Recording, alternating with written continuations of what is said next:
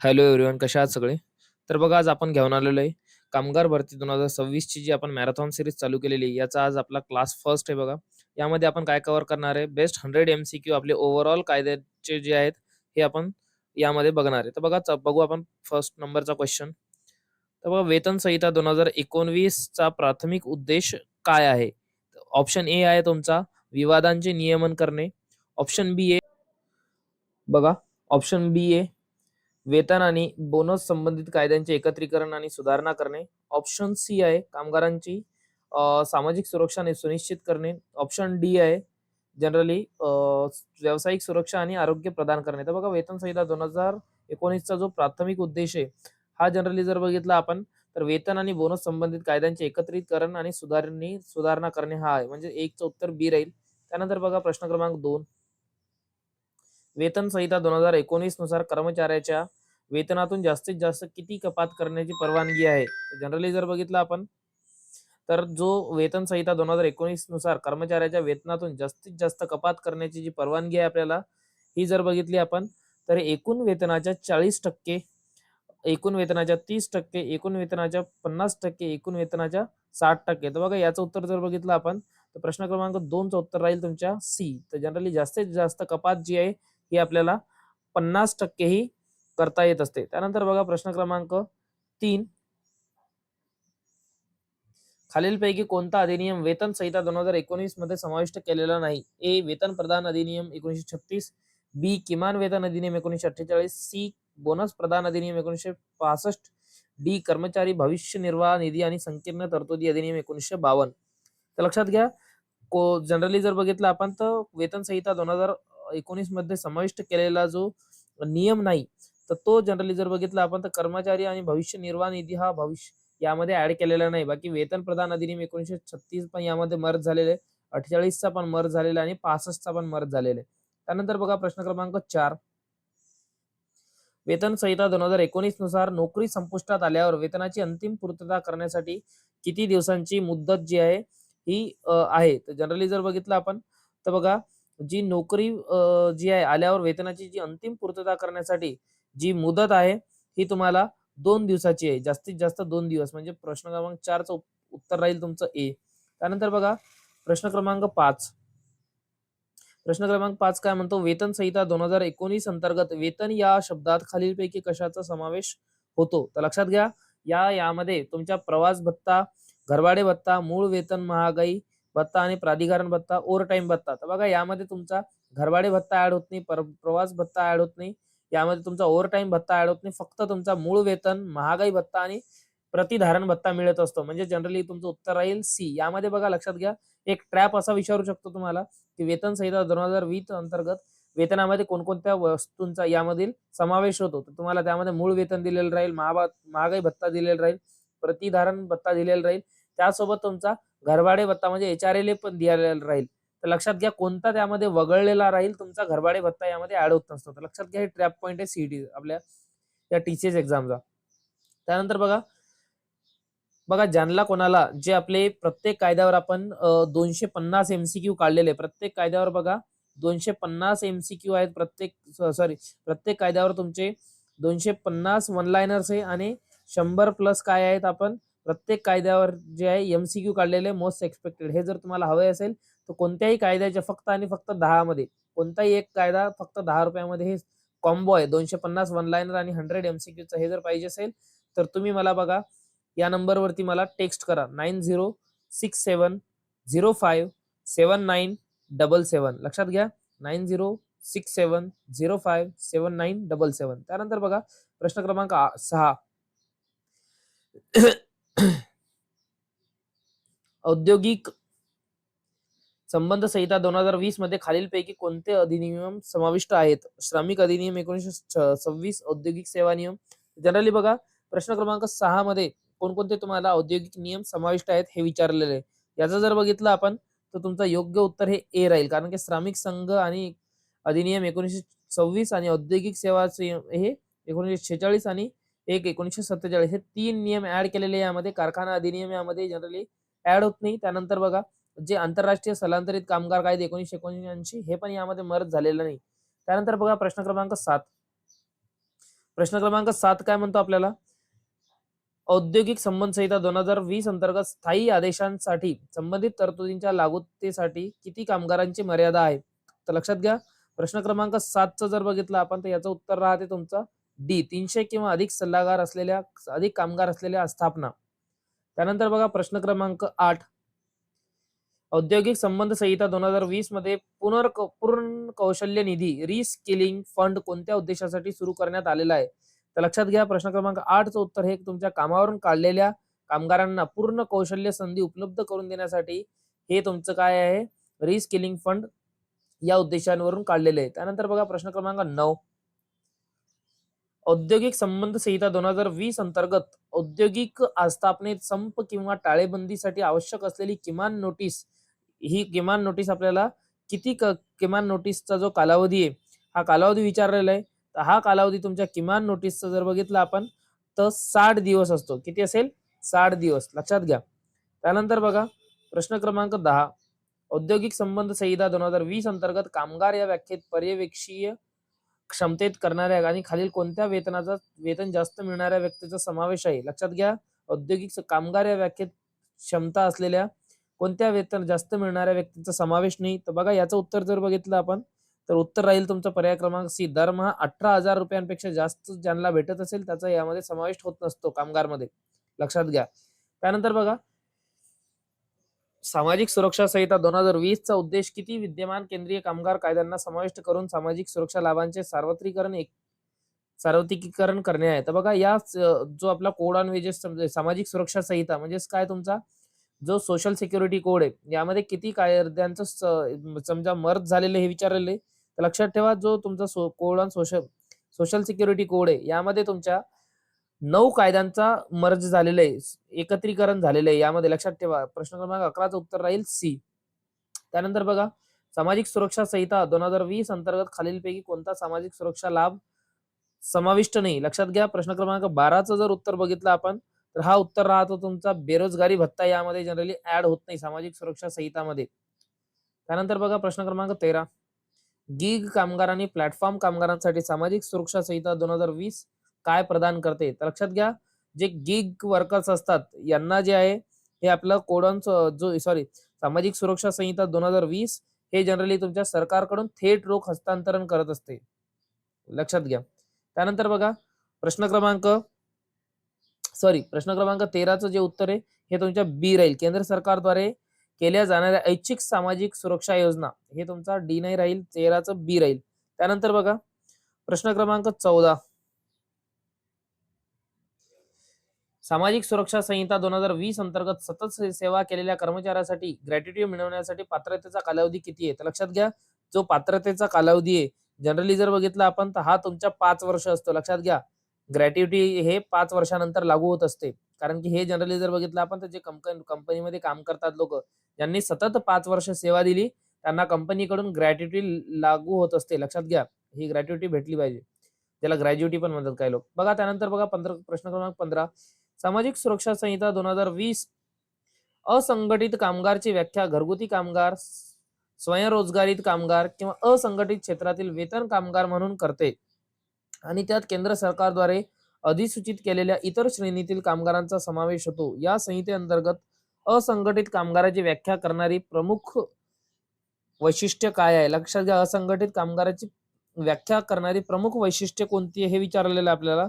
याचं उत्तर जर बघितलं आपण तर बघा प्रश्न क्रमांक 1 काय म्हणतो? नोंदणीकृत कारखान्यात काम करतो. असंघटित कामगार नाही. कामगार संघटनेचा सदस्य आहे नाही. संहितेची अनुसूची 1 मध्ये नमूद केलेल्या कोणत्याही कायद्याने समाविष्ट नाही. तर बघा असंघटित कोण आहे तुमचं? जे अनुसूची 1 मध्ये नमूद केलेल्या कायद्यामध्ये समाविष्ट नाही त्याला आपण जनरली असंघटित कामगाराच्या व्याख्येमध्ये मोडतो. त्यानंतर बघा प्रश्न क्रमांक 16, व्यावसायिक सुरक्षा आरोग्य आणि कार्यस्थिती संहिता 2020 मध्ये सुरक्षा आरोग्य आणि कामाच्या परिस्थितीशी संबंधित किती केंद्रीय कामगार कायदे समाविष्ट आहेत? लक्षात घ्या, याचं जर उत्तर बघितलं आपण तर हे तुमच्या प्रश्न क्रमांक 16चं सी राहील. यामध्ये तुमचे किती आहेत? 13 कायदे समाविष्ट केलेले व्यावसायिक सुरक्षा आरोग्य आणि कार्यस्थिती हे जनरली तुमच्या OSH. लक्षात घ्या, OSH कोड 2020. त्यानंतर बघा प्रश्न क्रमांक 17, व्यावसायिक सुरक्षा आरोग्य आणि कार्यस्थिती संहिता 2020 अंतर्गत ओव्हर टाइम म्हणजेच ओव्हर टाइम सह कमाल दैनिक कामाचे तास किती आहेत? तर लक्षात घ्या, जो ऑक्युपेशनल सेफ्टी कोड आहे तुमचा म्हणजे व्यावसायिक सुरक्षा आरोग्य कार्यस्थिती संहिता 2020 या अंतर्गत जे ओव्हर टाइम सह कमाल म्हणजेच जनरली दैनिक कामाचे तास जे आहेत हे तुमचे 12 तास राहतात. किती असतात? 12 तास. खूप लोड आहे. त्यानंतर बघा प्रश्न क्रमांक 18. व्यावसायिक सुरक्षा आरोग्य आणि कार्यस्थिती संहिता 2020 नुसार किती वयावरील कामगारांसाठी मोफत वार्षिक आरोग्य तपासणी अनिवार्य आहे? लक्षात घ्या, किती वर्ष जनरली जर बघितलं आपण तर ही मोफत जी आरोग्य तपासणी आहे, ही आरोग्य तपासणी तुम्हाला एक जो त्याचा वय आहे, हा वय जनरली 45 वर्षांपर्यंत असतो. किती? 45 वर्ष. त्यानंतर बघा, व्यावसायिक सुरक्षा आरोग्य आणि कार्यस्थिती संहिता 2020 अंतर्गत आस्थापना च्या व्याख्येत कशाचा समावेश होतो? तर लक्षात घ्या, जी आस्थापना आहे, ही आस्थापनाच्या व्याख्येमध्ये जनरली तुमच्या कोणतेही ठिकाण जिथे कोणताही उद्योग, व्यापार, व्यवसाय, उत्पादन किंवा व्यवसाय चालवला जातो याचा समावेश होत असतो. लक्षात घ्या. कोणतेही ठिकाण जिथे उद्योग, व्यापार, व्यवसाय, उत्पादन होत असतो त्याचा जनरली त्यामध्ये समावेश होत असतो. त्यानंतर बघा प्रश्न क्रमांक 20. व्यावसायिक सुरक्षा, आरोग्य आणि कार्यस्थिती संहिता 2020 नुसार किती किंवा त्याहून अधिक कामगार असलेल्या आस्थापनांमध्ये सुरक्षा समितीची नियुक्त करण्याची तरतूद आहे? तर लक्षात घ्या, यामध्ये जनरली तुमचे 250 कामगार तिथं नियुक्त करणे गरजेचं असते. त्यानंतर बघा, महाराष्ट्र व्यावसायिक सुरक्षा आरोग्य आणि कामाची परिस्थिती कारखाने आणि इतर बंदरे नियम 2026 चा मसुदा कोणत्या केंद्रीय संहितेअंतर्गत तयार करण्यात आलेला आहे? बघा, हा नवीन कायद्याचा नियम आहे. लक्षात घ्या, हे खूप इम्पॉर्टंट आहे. व्हेरी व्हेरी इम्पॉर्टंट मध्ये आहे. लक्षात घ्या, कारण की टीसीएसचा नेहमी पॅटर्न माहिती आहे आपल्याला. हे नेहमी तुमच्या नवीन गोष्टींवर भर टाकतो आणि जर त्याने कायदा जर नवीन विचारला तर जो हा नवीन नियम आहे जनरली 2026 चा मसुदा यामध्ये जर प्रश्न विचारला तर हा प्रश्न तुमचा महत्वाचा असू शकतो. याचं उत्तर जे आहे हे तुमचं उत्तर राहील डी. काय राहील याचं उत्तर? डी. व्यावसायिक सुरक्षा आरोग्य आणि कार्यस्थिती संहिता 2020 अंतर्गत आहे तो. त्यानंतर का बघा प्रश्न क्रमांक 22. महाराष्ट्र व्यावसायिक सुरक्षा आरोग्य आणि कामाच्या परिस्थिती आणि इतर बंदरे नियम 2026 च्या मसुद्याचा मुख्य भर कशावर आहे? तर बघा, याचा जो मुख्य भर असतो हा मुख्य भर तुमचा कारखाने आणि बंदरांमधील सुरक्षा आणि उपाय, आरोग्य व तरतुदी वाढवणे यावर आहे. लक्षात घ्या, कारण की याच्या कायद्यामध्येच म्हटलेलं आहे व्यावसायिक सुरक्षा आणि आरोग्य. लक्षात घ्या, असे पण काही क्वेश्चन सोडवता येतात. त्यानंतर बघा प्रश्न क्रमांक 23. महाराष्ट्र व्यावसायिक सुरक्षा आरोग्य आणि कामाच्या परिस्थिती कामगार नियम 2026 चा मसुदा प्रामुख्याने कोणत्या श्रेणीतील कामगारांच्या सुरक्षा, आरोग्य आणि कामाच्या परिस्थितीवर लक्ष केंद्रित करतो? तर लक्षात घ्या, जो प्रश्न क्रमांक 23 आहे याचं उत्तर जो राहील तुमच्या हे राहील पर्याय क्रमांक सी. याचं उत्तर राहील तुमच्या पर्याय क्रमांक सी. विशिष्ट उद्योग नियमांनी समाविष्ट नसलेल्या विविध आस्थापनांमधील कामगार. लक्षात ठेवा. त्यानंतर बघा प्रश्न क्रमांक 24. प्रश्न क्रमांक 24 काय म्हणतो आपल्याला? महाराष्ट्र व्यावसायिक सुरक्षा आरोग्य आणि कामाच्या परिस्थिती कामगार नियम 2026 च्या मसुद्यातील कल्याणकारी सुविधांबाबत एक महत्वपूर्ण तरतूद काय आहे? अ. सर्व कामगारांसाठी घराची अनिवार्य तरतूद. बी. विशिष्ट संख्येने महिला कामगार असलेल्या आस्थापनांमध्ये पाळणा घरांची तरतूद. सी. सर्व कामगारांसाठी मोफत वाहतूक. डी. कामगारांच्या मुलांसाठी सक्तीचे शिक्षण. तर लक्षात घ्या, प्रश्न क्रमांक 24 चं उत्तर राहील तुमच्या बी. विशिष्ट संख्येने महिला कामगार असलेल्या आस्थापनांमध्ये पाळणा घरांची तरतूद करणे. त्यानंतर बघा प्रश्न क्रमांक 25. मराठीमध्ये क्वेश्चन आहे. महाराष्ट्र औद्योगिक संबंध संहिता मसुदा नियम 2026 कोणत्या केंद्रीय संहितेची अंमलबजावणी करण्यासाठी तयार करण्यात आले आहेत? लक्षात घ्या, जे आपले संहिता आहे 2026 हे जनरली तुमच्या काय म्हणतो एक वेळेस प्रश्न वाचा. महाराष्ट्र औद्योगिक संबंध संहिता नियम 2026 हे कोणत्या केंद्रीय संहितेची अंमलबजावणी करण्यासाठी तयार झालेले? तर लक्षात घ्या, हे तुमच्या औद्योगिक संबंध संहिता 2020 ची अंमलबजावणी करण्यासाठी तयार केलेले. त्यानंतर बघा प्रश्न क्रमांक 26. महाराष्ट्र औद्योगिक संबंध संहिता मसुदा नियम 2026 चे एक प्रमुख वैशिष्ट्य कशावर भर देते?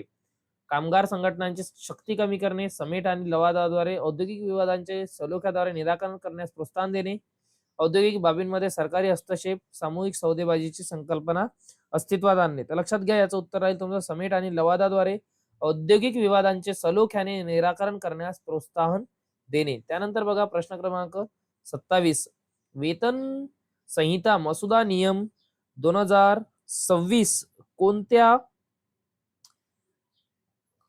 केंद्रीय संहितेला कार्यान्वित करण्यासाठी तयार करण्यात आले आहेत? तर बघा ऑप्शन ए औद्योगिक संबंध संहिता 2020, बी सामाजिक सुरक्षा संहिता 2020, सी व्यावसायिक सुरक्षा आरोग्य आणि कार्यस्थिती संहिता 2020 आणि डी वेतन संहिता 2020. तर लक्षात घ्या, जे वेतन संहिता मसुदा 2026 चा आहे, हा तुमच्या वेतन संहिता 2019 ला रिप्लेस करण्यासाठी आलेला आहे, कोड ऑन वेजेस, लक्षात ठेवा. त्यानंतर बघा प्रश्न क्रमांक 28, वेतन संहिता मसुदा नियम 2026 द्वारे किमान वेतनाद्वारे संबोधित केलेला एक महत्वाचा पैलू काय आहे? तर लक्षात घ्या, जो महत्वाचा पैलू आहे हा तुमचा किमान वेतन निश्चिती आणि सुधारणेसाठी मार्गदर्शक तत्वे प्रदान करणे हा आहे. त्यानंतर बघा प्रश्न क्रमांक 29, कामगार किमान घरभाडे भत्ता अधिनियम 1983 प्रामुख्याने कोणत्या श्रेणीतील कामगारांना घरभाडे भत्ता प्रदान करण्याचे उद्दिष्ट ठेवतो? ए सर्व सरकारी कर्मचारी, बी विशिष्ट औद्योगिक स्थापनांमध्ये कार्यरत कामगार, सी फक्त कंत्राट भरती, डी असंघटित क्षेत्रातील कामगार. तर लक्षात घ्या, प्रश्न क्रमांक 29 चा जो उत्तर आहे हा तुमचा बी राहील, विशिष्ट औद्योगिक आस्थापनांमध्ये कार्यरत कामगार. प्रश्न क्रमांक 30 बघा, महाराष्ट्र कामगार किमान घरभाडे भत्ता अधिनियम 1983 नुसार किमान घरभाडे भत्ता मोजण्याचा आधार काय आहे? ए मूळ वेतनाच्या निश्चित टक्केवारी, बी निवासस्थानाच्या क्षेत्रानुसार, सी सर्व कामगारांसाठी निश्चित रक्कम, डी मालकाच्या विवेक बुद्धीनुसार निश्चित केले जाते. लक्षात घ्या, जो प्रश्न क्रमांक 31 चा उत्तर राहील हा 30 चा उत्तर तुमच्या ऑप्शन ए राहील, मूळ वेतनाच्या निश्चित टक्केवारी असतो. तर लक्षात घ्या, प्रश्न क्रमांक 31, बाल कामगार प्रतिबंध अनियमन अधिनियम 1986 कोणत्याही व्यवसायात किंवा प्रक्रियेत किती वयाखालील मुलांच्या रोजगारास प्रतिबंध करतो? तर लक्षात घ्या, प्रश्न क्रमांक 31 चं उत्तर राहील तुमचं बी 14 वर्षे. त्यानंतर बघा प्रश्न क्रमांक 32, बाल कामगार प्रतिबंध अनियमन अधिनियम 1986 मध्ये 2016 मध्ये सुधारणा करण्यात आली, ज्यात किशोरवयीन मुलांच्या 14 ते 18 वर्षे कोणत्या प्रकारच्या व्यवसायांमध्ये रोजगारावर पूर्णपणे बंदी घालण्यात आली? लक्षात घ्या, जर आपले मिक्स क्वेश्चन जर आला तर हा क्वेश्चन तुमचा टीसीएस पॉईंट ऑफ व्ह्यूने खूप महत्वाचा आहे. लक्षात घ्या, जर त्यामध्ये पूर्णपणे बंदी घालण्यात आली तर यामध्ये बघा कोणत्या कामगारावर जनरली बंदी घालण्यात येईल, तर तुमच्या हा धोकादायक व्यवसाय आणि प्रक्रिया. लक्षात घ्या, 14 ते 18 वर्ष जे आहेत या बालकामगारांवर धोकादायक व्यवसाय आणि प्रक्रिया इथे बंदी घालण्यात यावी. त्यानंतर बघा प्रश्न क्रमांक 33, महाराष्ट्र कामगार संघटना मान्यता आणि कामगार अनुसूचित प्रथा प्रतिबंध अधिनियम 1971 प्रामुख्याने कशाशी संबंधित आहे? तर लक्षात घ्या, ए वेतन निश्चिती आणि प्रदान, बी सामाजिक सुरक्षा लाभ, सी कामगार संघटनांची मान्यता, डी अनुचित आणि डी व्यावसायिक सुरक्षा आणि आरोग्य. तर लक्षात घ्या, प्रश्न क्रमांक 33 चं उत्तर राहील तुमचं सी कामगार संघटनांची मान्यता आणि अनुसूचित कामगार प्रथांना प्रतिबंध. त्यानंतर बघा प्रश्न क्रमांक 34, महाराष्ट्र कामगार संघटना मान्यता आणि कामगार अनुचित तथा प्रतिबंध अधिनियम 1971 नुसार मालकाद्वारे अनुचित कामगार प्रथांचे एक उदाहरण काय आहे? तर याचं उदाहरण जर बघितलं आपण, हे तुमचं कामगार संघटनांच्या कार्यांसाठी कामगाराला कामावरून काढणे किंवा बडतर्फ करणे हे त्याचं उदाहरण आहे, सी 34 चं उत्तर. त्यानंतर बघा प्रश्न क्रमांक 35, बोनस प्रदान अधिनियम 1965 मध्ये प्रत्येक कारखाना आणि इतर प्रत्येक आस्थापनेला लागू होतो, ज्यात लेखा वर्षादरम्यान कोणत्याही दिवशी किती व्यक्ती कार्यरत आहेत? बघा प्रश्न क्रमांक 35 चं जर उत्तर बघितलं आपण, हे राहील तुमचं सी म्हणजे 20 किंवा अधिक. त्यानंतर बघा प्रश्न क्रमांक 36, बोनस प्रदान अधिनियम 1965 नुसार लेखा वर्षात प्रत्येक कर्मचाऱ्याला मालकाने वेतन किंवा मजुरीच्या किमान किती टक्के बोनस म्हणून देय आहे? तर लक्षात घ्या, जे देय असते बोनस म्हणून हा तुमच्या 8.33% असायला पाहिजे, म्हणजे 36 चं उत्तर राहील तुमच्या बी. त्यानंतर बघा प्रश्न क्रमांक 37, प्रसूती लाभ अधिनियम 1961 महिला कर्मचाऱ्यांना जास्तीत जास्त किती कालावधीसाठी प्रसूती लाभ प्रदान करतो? तर लक्षात घ्या, हा जो प्रसूती लाभ आहे हा प्रसूती लाभ तुमच्या 26 आठवड्यापर्यंत प्रदान करत असतो. लक्षात घ्या, ऑप्शन सी उत्तर राहील 37 चं. त्यानंतर बघा प्रश्न क्रमांक 38, प्रसूती लाभ अधिनियम 1961 नुसार प्रत्येक आस्थापनेतील किती कर्मचारी कार्यरत असल्यास मालकांना पाळणाघर सुविधा प्रदान करणे आवश्यक आहे? तर लक्षात घ्या, मालकाला पाळणाघर हे प्रदान करण्यासाठी त्या आस्थापनेमध्ये किमान आपले 50 किंवा अधिक कर्मचारी तिथं असणे गरजेचं आहे कामगाराला. तर हे तुमचं ऑप्शन बी बरोबर राहील 38चं. त्यानंतर बघा प्रश्न क्रमांक 39. महाराष्ट्र माथाडी हमाल व इतर श्रमजीवी कामगार नोकरीचे नियमन व कल्याण अधिनियम 1969 कोणत्या श्रेणीतील कामगारांच्या रोजगारांचे नियमन आणि कल्याणासाठी तरतूद करतो? तर लक्षात घ्या, हे तुमचे विशिष्ट अनुसूचित रोजगारांमध्ये गुंतलेले कामगार यांना तो जनरली तरतूद करत असतो त्यांच्या कल्याणासाठी. म्हणजेच काय तुमचं उत्तर राहील 39चं सी. कारण की जनरली जर बघितलं आपण तर हा अधिनियम महाराष्ट्रासाठी विशिष्ट आहे आणि बाजारपेठा, मालवाहतूक आणि अनुसूचित रोजगारांमध्ये गुंतलेल्या माथाडी हमाल इतर श्रमजीवी कामगारांच्या रोजगारांचे नियमन आणि कल्याणकारी उपाययोजनांवर हा जो आपला आहे नियम, हा जनरली लक्ष केंद्रित करत असतो. त्यानंतर बघा प्रश्न क्रमांक 40. महाराष्ट्र माथाडी व हमाल इतर श्रमजीवी कामगार नोकरीचे नियमन व कल्याण अधिनियम 1969 अंतर्गत या कामगारांच्या कल्याणासाठी स्थापित केलेली एक प्रमुख यंत्रणा काय आहे? सरकारद्वारे थेट प्रदान, कल्याणकारी मंडळांची स्थापना, अनिवार्य गृहनिर्माण तरतूद, कामगारांच्या कुटुंबासाठी मोफत शिक्षण. तर लक्षात घ्या, एक कल्याणकारी जी योजना आहे, ही कल्याणकारी योजना यामध्ये कल्याणकारी मंडळाची स्थापना करण्यासाठी ही आहे. तर बघा 40चं उत्तर राहील तुमचं बी. त्यानंतर बघा 41. किमान वेतन अधिनियम 1948 योग्य सरकारला अनुसूचित कोणत्या भागात निर्दिष्ट केलेल्या रोजगारांसाठी किमान वेतनाचे दर निश्चित करण्याचे अधिकार देतो? फक्त ए, फक्त बी, फक्त सी. तर बघा जनरली जर बघितलं आपण तर याचे एक थोडं टायपिंग मिस्टेक झालेली आहे. त्यामध्ये आपण ऑप्शन ए 2 हे दिलेलं नाही आहे की नाही. त्यानंतर बघा प्रश्न क्रमांक 42. किमान वेतन अधिनियम 1948 चा प्राथमिक उद्देश काय आहे? तर आपण जर बघितलं तर किमान वेतन अधिनियम 1948 चा जो मेन प्राथमिक उद्देश आहे, हा उद्देश काय आहे आपला? किमान वेतन प्रदान करून कामगारांच्या शोषणाला प्रतिबंध घालणे, म्हणजे ऑप्शन बी उत्तर राहील. त्यानंतर बघा प्रश्न क्रमांक 43. समान वेतन अधिनियम 1976 कशाच्या आधारावर वेतनात भेदभाव करण्यास प्रतिबंध करतो? तर लक्षात घ्या, जो आपला समान वेतन अधिनियम 1976 आहे, हा तुमच्या लिंगानुसार म्हणजे माणूस आणि बाई यामध्ये लिंगावरून आपण भेदभाव नाही करू शकत. उत्तर याचं सी राहील. त्यानंतर बघा प्रश्न क्रमांक 44. समान वेतन अधिनियम 1976 मध्ये अंतर्भूत असलेले मुख्य तत्व काय आहे? तर लक्षात घ्या, प्रश्न क्रमांक 44चं उत्तर राहील तुमचं समान कामासाठी समान वेतन, समान कामासाठी समान वेतन. त्यानंतर बघा प्रश्न क्रमांक 45. उपदान प्रदान अधिनियम 1972 प्रत्येक कारखाना, खाण, तेलक्षेत्र, मळा, बंदर आणि रेल्वे कंपनी आणि प्रत्येक दुकान किंवा आस्थापनाला लागू होतो ज्यात किती किंवा त्याहून अधिक व्यक्ती कार्यरत आहे? 5, 10, 15, 20. लक्षात घ्या, प्रश्न क्रमांक 45चं जर उत्तर बघितलं आपण, हा उत्तर राहील तुमच्या बी, म्हणजेच तुमच्या यामध्ये 10 कार्यरत आहेत अशी व्यक्ती. त्यानंतर बघा प्रश्न क्रमांक 46.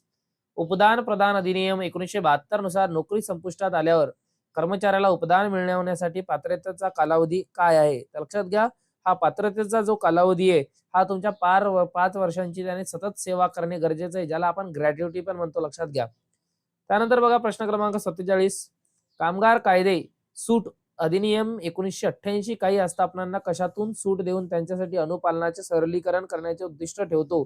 तर लक्षात घ्या, हे जो तुमचा अधिनियम 1988 चा आहे, हा आपल्या कामगारांसाठी जो आहे, हा जनरली काही कामगार कायद्यानुसार विवरणपत्रे सादर करणे आणि नोंदवह्या ठेवणे याची सूट त्यांना देत असतो. लक्षात घ्या, ऑप्शन सी उत्तर राहील 47चं.